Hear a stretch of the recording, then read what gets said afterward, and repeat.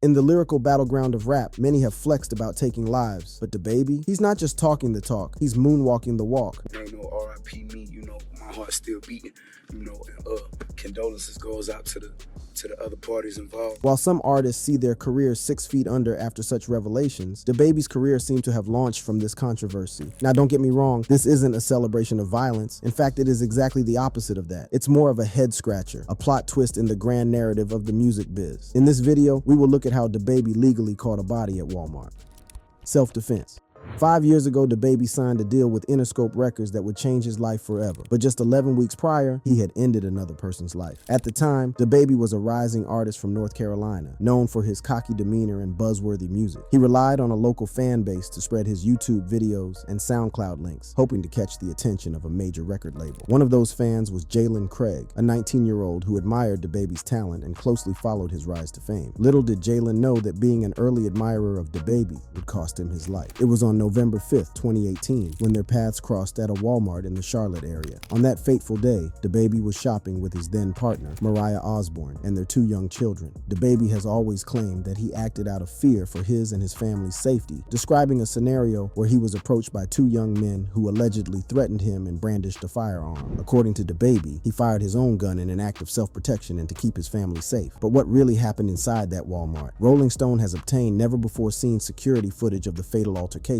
and it appears to contradict key aspects of DaBaby's version of events. The footage raises serious doubts about DaBaby's self-defense claim and suggests that he may have been the initial aggressor in the situation. Walmart security footage captures Jalen Craig and his best friend Henry Douglas entering the store at around 6:30 p.m., both dressed casually. While walking around, Craig noticed someone who looked like DaBaby. At first, Douglas was unsure if it was really DaBaby because he wasn't dressed like a famous rapper and was shopping for baby clothes. Douglas kept looking at DaBaby to confirm if it was him. DaBaby noticed Craig and Douglas looking at him, which made him uneasy. Douglas explained they were just trying to figure out who he was. DaBaby, feeling threatened, thought they were planning something harmful. In his testimony, DaBaby mentioned feeling provoked, as if they were looking for a reason to pull a gun on him while he was with his family. During his police interview, DaBaby emphasizes being a caring father, describing moments with his daughter and expressing vulnerability due to 2 people around. He mentions having a firearm. DaBaby initiates a conversation with Douglas and Craig, asking if they know him. Douglas recognizes DaBaby, responds casually, and tries to walk away. DaBaby, however, insists on creating a conflict, wanting to fight in the parking lot, while Douglas denies suggesting the idea of fighting. Douglas, who claims he had never been in a fight before, wanted to avoid trouble when DaBaby's girlfriend, Mariah Osborne, seemed ready to get involved. He agreed to go outside, thinking they could leave. According to Douglas, as he stepped back and turned away, DaBaby unexpectedly attacked him, hitting him in the head and almost tackling him to the ground. DaBaby later told the police he started the fight to gain an advantage over Douglas or Craig, as he was with his family, and the 2 men allegedly wouldn't leave them alone. The police reports do not mention Craig being directly involved in the altercation, and DaBaby did not mention seeing a gun on Craig until after the fight started. In a video reviewed by Rolling Stone, Craig was present as DaBaby collided with Douglas. Craig's right hand scratched his face while the left hung by his side. When DaBaby and Douglas started fighting, Craig seemed to reach into his waistband, possibly for a firearm. He appeared to change his mind regarding the firearm. He moved towards them, trying to separate the fighting pair. Mariah Osborne joined in, attempting to separate DaBaby and Douglas. She pushed and hit Craig in the face. In response, DaBaby broke free, pulled out a concealed Glock, and shot Craig at close range. Craig stumbled, leaving a trail of blood before collapsing to the ground in another aisle. Douglas says he never saw Craig with a weapon, but Mariah Osborne and DaBaby told the police that they saw Craig pull out a gun while he was grappling with Douglas. DaBaby shouted that Craig had a gun. The investigation concluded that prosecutors couldn't prove DaBaby didn't act in self-defense. DaBaby told the police he shot multiple times when he felt threatened. Officials later determined, based on the security footage, witness testimony, and a weapon found near Craig's body, that Craig did have a gun on him. However, it remains inconclusive if Craig was brandishing the gun as he approached the 2 men. This raises the question, would Jalen Craig still be alive if DaBaby hadn't thrown the first punch? After the tragic incident, DaBaby's life took a different turn. While his fans continued to support him, the controversy surrounding the shooting and his self-defense claim lingered. Dave Chappelle's mention of the killing in one of his performances briefly renewed attention on Jalen Craig's death. However, for many, the focus quickly shifted to other criminal matters and civil lawsuits involving DaBaby. But while DaBaby's fans may have moved on, Jalen Craig's family has not. 5 years after his death, his relatives are still seeking justice and trying to make sense of how DaBaby was able to avoid more severe consequences for the killing. They believe that DaBaby destroyed their family and that justice was not served. LaWanda Horsley, Jalen Craig's mother, continues to suffer from anxiety and trauma. She vividly remembers the moment she learned of her son's death when she was sent a graphic image being shared on social media of Jalen lying lifeless on the ground next to a pool of blood. The pain of losing her son is compounded by the fact that she used to shop every week at the same Walmart where he was shot dead. Today, she can't even drive past the location without suffering from anxiety attacks. Horsley steers clear of anything related to DaBaby, finding him and his music triggering. She has withdrawn from public events and prefers to stay at home, avoiding places where she feels she has no control over the music that may remind her of the tragedy. Curtis, Jalen's father, who works as a truck driver, also struggles to come to terms with his son's untimely death. He and Jalen are inseparable, and Curtis finds it difficult to understand how his son ended up dead. He vehemently denies the claims made by DaBaby that Jalen was looking for trouble. Curtis insists that Jalen was not involved in any criminal activity and that they did not raise their children to be gangsters. Despite their sorrow, Jalen Craig's family hasn't stayed quiet. They attended DaBaby's trial for the concealed weapon charge, aiming to share their son's story and reveal the truth. They contested the rumor that Jalen tried to rob DaBaby, asserting that the rapper initiated the altercation by throwing the first punch. However, their statements were often condensed, and in several instances, Jalen's name was misspelled. Even the death investigation report by Mecklenburg County Assistant District Attorney William Bunting consistently misspelled Jalen's name. The lack of attention and misrepresentation of their son's story has left Jalen Craig's family feeling unheard and frustrated. They believe that justice was not served, and they continue to fight for the truth to be acknowledged. In June 2019, the case was closed, and DaBaby was not prosecuted for Jalen Craig's death. Instead, he was charged and convicted of carrying a concealed weapon, resulting in a sentence of 12 months probation with a suspended jail sentence. The case of DaBaby and Jalen Craig has sparked a broader discussion about self-defense claims and the use of deadly force. It raises questions about the responsibility of public figures and the influence they hold over their fans. DaBaby, a rapper with a significant following, has not shied away from the events of that fateful evening, even bragging about the shooting in his music. DaBaby's song lyrics, like in Rockstar, where he talks about his 1-year-old daughter seeing him kill someone, have caused controversy. Some say his glorification of violence and lack of remorse spreads a harmful message. People think public figures should take responsibility for their actions and the messages in their music. This case also emphasizes the need for thorough investigations and justice. Jalen Craig's family feels their son's life wasn't valued enough, and they're fighting for the truth. They believe evidence like security footage, witness accounts, and the weapon found near Jalen's body should have had more impact on the legal process. In the aftermath of this case, Jalen Craig's family has adopted a street in his honor in Charlotte, a small but meaningful gesture to ensure that his name is not forgotten. DaBaby has been involved in various controversies that have sparked discussions over the course of his career. These incidents, ranging from the fatal shooting at Walmart to making homophobic comments during a performance, have consistently put him in the spotlight. Let's take a closer look at these controversies and how they have impacted DaBaby's career and public image.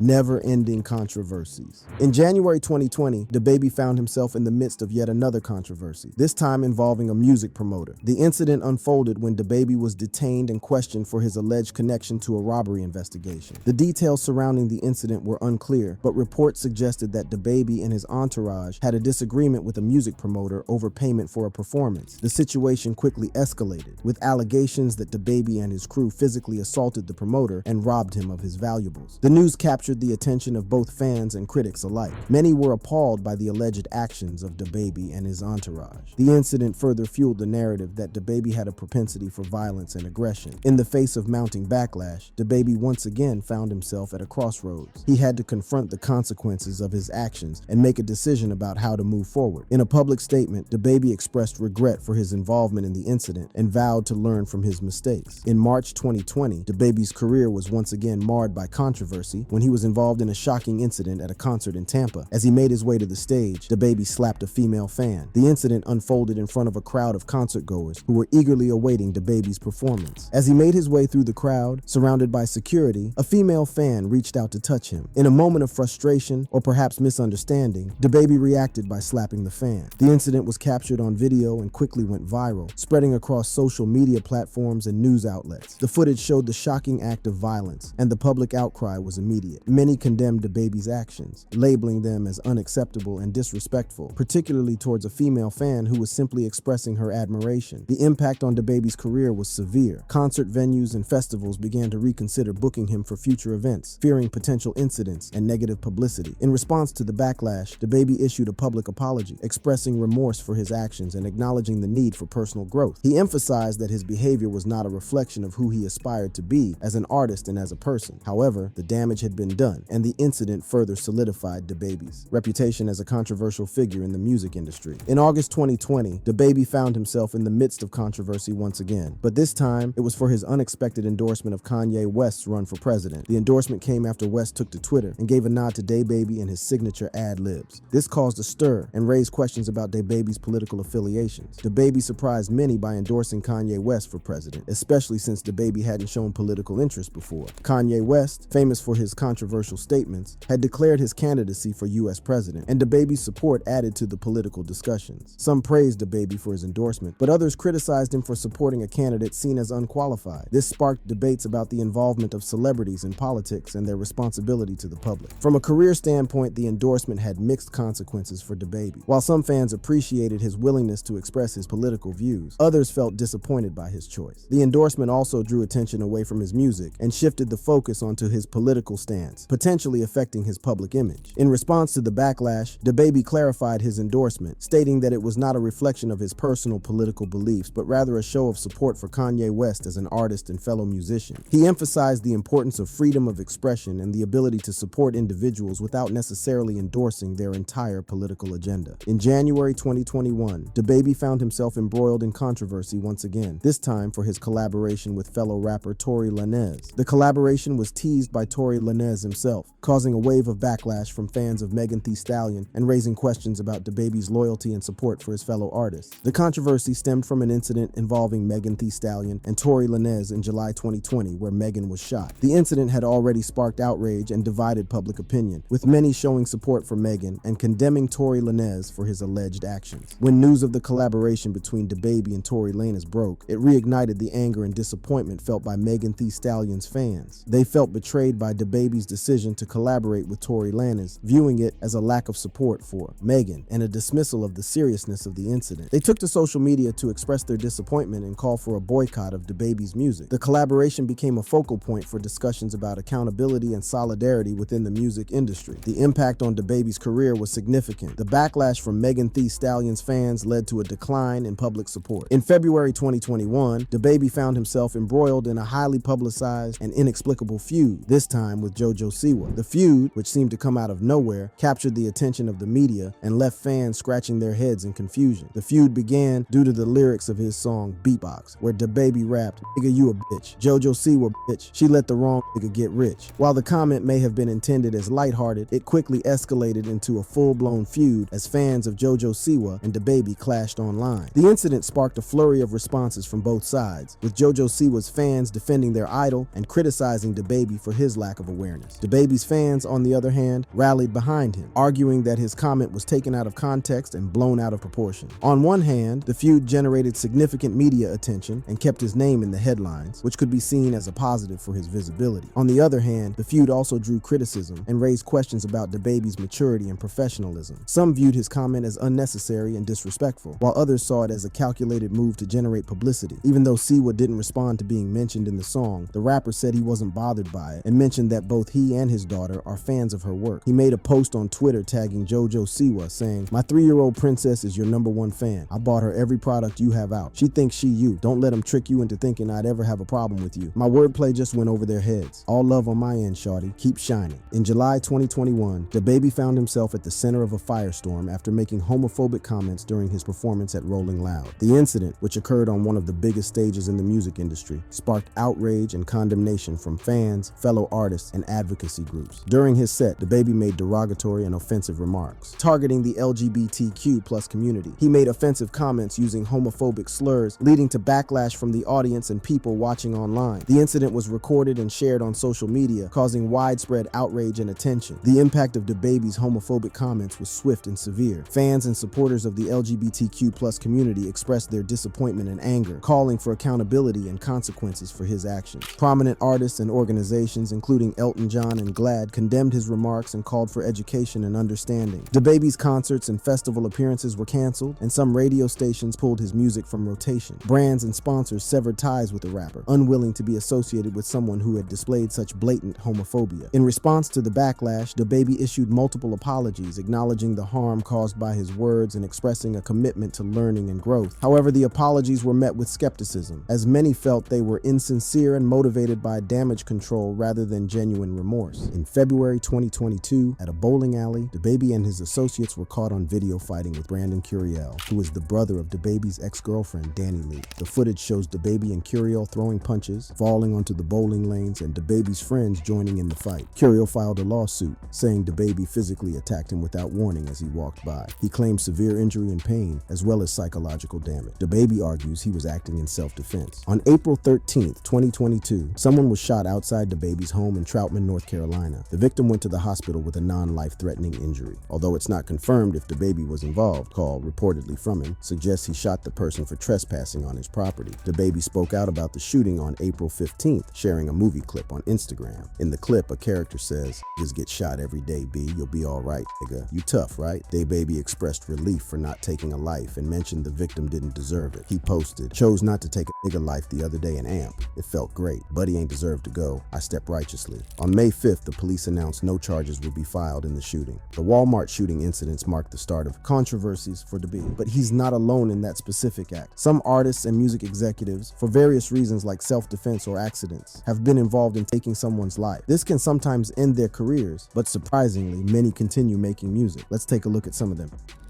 DaBaby isn't the first. An incident involving Gucci Mane sounds like a fantastic way to start this list. Before Gucci Mane achieved success in the music industry, he had a dark and troubled past that would eventually catch up with him. In the early days, Gucci Mane was deeply involved in drug dealing. His association with illicit activities led him down a treacherous path, and he even found himself behind bars for possession of crack cocaine. However, it was an incident in 2005, just before the release of his debut album Trap House, that would forever change the trajectory of his life. Gucci Mane was charged with murder. This incident occurred when 5 men broke into his friend's apartment, posing a direct threat to their lives. Gucci Mane claimed self-defense, stating that he had no choice but to defend himself and his friend. In a desperate attempt to protect their lives, he fired shots at the intruders. The case took a surprising turn when an eyewitness came forward, supporting Gucci Mane's version of events. This crucial testimony played a significant role in the eventual outcome of the case. As the evidence unfolded, it became clear that Gucci Mane had acted out of necessity, driven by the instinct to survive. Ultimately, the murder charge against Gucci Mane was dropped, and he was able to move forward with his music career. Another such story is that of Claudine Longet, a French actress and singer who had a successful career in the 60s and 70s. She was in a relationship with Olympic skier Vladimir Spider Sabic, a man who seemed to have it all. But one fateful day, Longet claimed that Sabic had been showing her how to use a gun when it accidentally discharged, fatally shooting him. Longet was charged with negligent homicide, and the case became a media sensation. The trial caught the attention of many as people discussed and argued about the details of the shooting. Longet maintained her innocence, insisting that the shooting was a tragic accident. She claimed that Sabic had been demonstrating gun safety when the firearm went off unexpectedly. However, the prosecution argued that the shooting was not accidental, but rather a result of negligence on Longet's part. In the end, Longet was found guilty of negligent homicide, but the punishment was far from severe. She received a prison sentence of just 30 days and a small fine. The lenient sentence sparked controversy and outrage, with many questioning the fairness of the justice system. The incident greatly affected Longet's career, bringing a sudden end to her once promising future in the entertainment industry. The shooting overshadowed her previous successes, and she struggled to regain her footing in the industry. The journey into this dark side of the music industry continues with the Marion Suge Knight. Known as a rap mogul, Knight's name has been linked to several murders, including that of iconic rapper Biggie Smalls. However, there is one death that can be directly attributed to him. In 2015, Suge found himself at the center of a tragic incident that unfolded in broad daylight. He got into an argument with CLE Bone Sloan, a man with whom he had a history of conflict. The altercation quickly escalated, and Suge resorted to a shocking act of violence. In a fit of rage, Suge got behind the wheel of his vehicle and intentionally ran over Sloan, leaving him gravely injured. Tragically, Suge's own friend, Terry Carter, was also struck by the vehicle and later succumbed to his injuries. Suge Knight was charged with voluntary manslaughter. In court, he pleaded no contest to the charges, accepting responsibility for his actions. As a result, he was sentenced to 28 years in prison. C Murder, a rapper associated with No Limit Records, is another artist who has killed someone. In 2003, 2003, C. Murder found himself at a nightclub, where a confrontation quickly escalated into a violent altercation. Tragically, amidst the chaos, a 16-year-old fan lost his life. C. Murder was charged with second-degree murder, a serious offense that carries severe consequences. In the trial that followed, the prosecution argued that C. Murder had acted with intent, while the defense maintained that it was a case of self-defense. Ultimately, C. Murder was convicted of second-degree murder and sentenced to life in prison. Despite his incarceration, C. Murder has continued to release music from behind bars. Efforts to secure a new trial for C. Murder have been unsuccessful so far, leaving him to serve his sentence while his music continues to resonate with fans. In another incident that happened in the early 1990s, the world was shaken by a dark and violent chapter known as Norwegian black metal. This subgenre, known for its intense and dark image, became the setting for shocking and disturbing acts that had a lasting impact on the music industry. One of the most infamous incidents involved Euronymous, a member of the band Mayhem. In a disturbing incident, Euronymous, a black metal musician, shockingly posed with the dead body of his bandmate Dead, who had tragically committed suicide. The dark events continued when another black metal musician, Varg Vikernes, brutally murdered Euronymous in 1993. The motive for the murder is still debated, with some suggesting it was linked to personal conflicts in the black metal scene. Vikernes was sentenced to 21 years in prison for the murder of Euronymous. Despite his incarceration, Vikernes still has a following and continues to make music. In another sick incident that took place in the early 2000s, Big Lurch committed a gruesome act while under the influence of PCP. In a state of drug-induced psychosis, he brutally killed his roommate, Tynesha Isaias, in a manner that defies comprehension. But the horror didn't end there. Believing that the devil lived inside his victim, Big Lurch cannibalized parts of Isaias's body, committing an act of unimaginable brutality. The details of the crime are sickening, leaving many questioning how such a horrific act could be committed by someone who had once been seen as a rising star. Big Lurch was arrested and charged with murder, and the evidence against him was overwhelming. He was subsequently sentenced to 2 life sentences, ensuring that he would spend the rest of his days behind bars. His music career was abruptly halted, and his name became synonymous with one of the most heinous crimes in the history of the music industry. Another such story is that of actress and rapper Felicia Snoop Pearson, known for her role as a criminal on the TV show The Wire. Snoop's life took a dark turn when she became involved in a tragic incident. As a teenager, Snoop found herself caught up in a drug-related altercation that escalated into a fatal confrontation. In the heat of the moment, she took the life of another teenager, a tragedy that would haunt her for years to come. Snoop was charged with the murder and faced the consequences of her actions. Serving a little over 6 years in prison, Snoop had time to reflect on her choices and the impact they had on her life and the lives of others. During her incarceration, she made a conscious decision to turn her life around, to break free from the cycle of violence and crime that had consumed her. Upon her release, Snoop embarked on a journey of redemption, determined to make amends for her past and use her platform to inspire others. She became an advocate for change, speaking out against violence and using her experiences to shed light on the harsh realities of the streets. Bobby Beausoleil, a skilled guitarist in the 1960s, is another name linked to someone's death. He was involved in the Southern California hippie movement and played with LA musicians. His life took a dark turn when he met Charles Manson, another young musician. After playing music with Manson and being on his only studio album, Beausoleil became close to Manson's family. Manson persuaded Beausoleil to murder Gary Hinman over money Manson thought was owed. Beausoleil followed Manson's instructions. When Manson and the family were arrested, Beausoleil was also imprisoned and sentenced to death. After a few years, Beausoleil's sentence was changed to life in prison, and he's still in prison today. But despite being convicted, Beausoleil has kept creating music and art, and it's gained popularity. He's made several albums in prison, composed the music for a Kenneth Anger film called Lucifer Rising, and supported initiatives to improve music programs in prisons. He's even helped fellow inmates start their bands. Bertrand Cantat, the lead singer of the rock band Noir Désir, is another popular name involved in someone's death. Similar to how Nirvana was significant in the US, Noir Désir played a major role in French rock music during the 90s. Cantat, as the frontman, achieved immense popularity, both domestically and internationally. In 2003, during a visit to Lithuania, singer Cantat had a fight with his mistress, Marie Trintignant. Despite claiming he only slapped her 4 times, medical exams showed she was hit over a dozen times. Trintignant fell into a coma and died. Cantat was charged with murder, found guilty, and given an 8-year sentence, served in France. He was released in 2007 after serving half his sentence. Cantat faced criticism for his lenient punishment. However, despite public outrage, he resumed his music career. His wife, Christina Rady, supported him during the trial, but tragically took her own life in 2010. Evidence of Cantat's abuse emerged during the investigation, but he was not charged. He is currently free.